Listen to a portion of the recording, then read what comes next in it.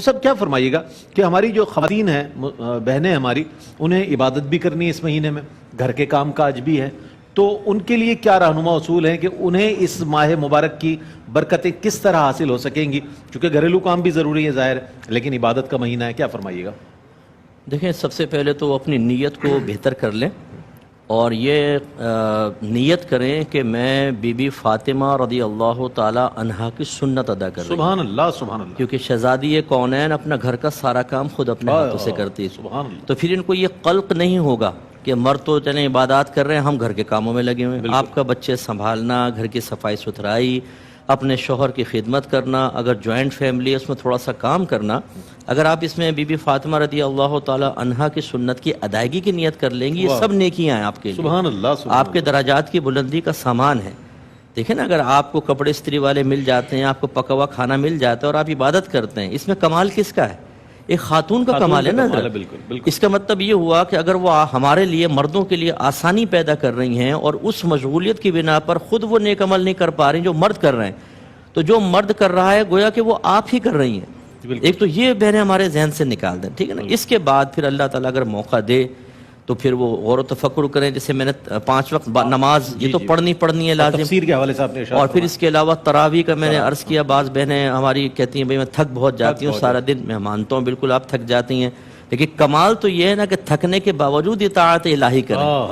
آپ نہ تھکیں پھر کریں، یہ بھی آپ کا کمال ہے۔ لیکن نور علی نور تو تب ہے نا کہ جسم کہہ رہا ہو، نفس کہہ رہا ہو لیٹ جاؤ اور آپ کہیں کہ نہیں میں اپنے اللہ کے لیے کیسے لیٹ سکتی ہوں؟ یہ مہینہ تو اس میں اگر 20 رکعت تراویح ادا کروں گی تو 20 فرائض ادا کرنے کا ثواب ملے گا۔ اور یہ بہنوں کے لیے آسانی کے لیے میں گزارش کرتا ہوں کہ یہ تراویح آپ بلا عذر بیٹھ کے بھی پڑھ سکتی ہیں، ثواب کم ہوگا۔ ہاں، اگر کوئی تھکی ہوئی بہن ہے، بہت ہی جسم ٹوٹ رہا ہے، تو انشاءاللہ پھر یہ ایک عذر ہے، بیٹھ کے بھی نماز پڑھیں گے اللہ تعالیٰ پورا ثواب دے گا۔ مجھے مرد حضرات کے لیے بھی یہ نہ مرد کھڑے ہو کر پڑھیں، لیکن کوئی کسی کے ساتھ عذر ہے تو بہرحال بیٹھ سکتا ہے، کیونکہ سنت موقدہ میں قیام فرض نہیں ہوتا، تو وہ بیٹھ کر بھی پڑھ سکتا ہے، لیکن آدھا ثواب ہوتا ہے۔ تو مردوں کو ان کا کام کیا ہے؟ کھا رہے ہیں، پی رہے ہیں، ٹینکیاں فل کی ہوئی ہیں، ساری کے اندر افطار کے اندر ایسا ٹوٹ پڑتے ہیں جیسے دشمن کی فوج سامنے،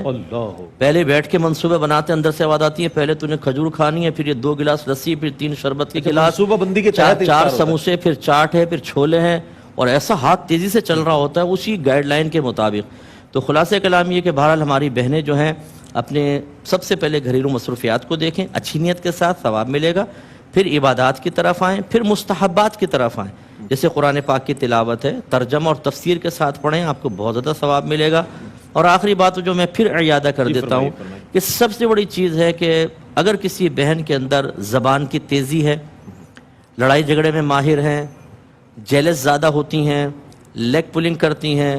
لڑوا کر دور بیٹھ کے خوش ہونے کی عادت ہے، اس کو سب سے پہلے نکالیں۔ میرے آقا صلی اللہ علیہ وسلم سے عرض کیا گیا کہ خاتون ہیں، دن میں روزے رکھتی ہے، رات کو اٹھ کے نمازیں پڑھتی ہیں، عبادت بہت ہے،